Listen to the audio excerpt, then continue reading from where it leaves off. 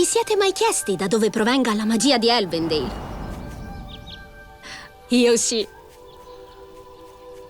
Tutto ha avuto inizio da 4 incredibili creature elementali.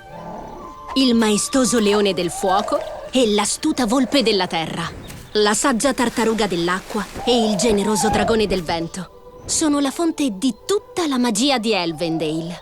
E io e gli elfi faremo di tutto per proteggerli. Perché il pericolo si nasconde nell'oscurità e loro vengono perseguitati da antiche forze del male.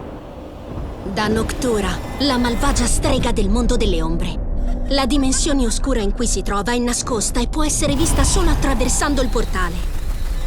Negli ultimi 1000 anni ha pazientemente pianificato la sua vendetta. E con l'aiuto del suo esercito di malvagi pipistrelli è riuscita a catturare e imprigionare le creature elementali, una per una.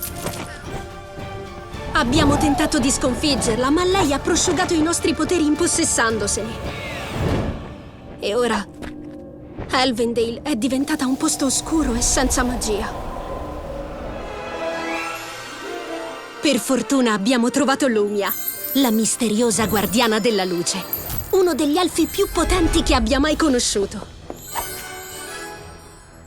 Lumia ci guiderà attraverso il portale oscuro e nel mondo delle ombre. Sarà la battaglia più dura che abbiamo mai combattuto.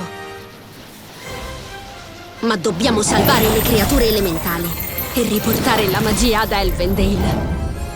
Costi quel che costi.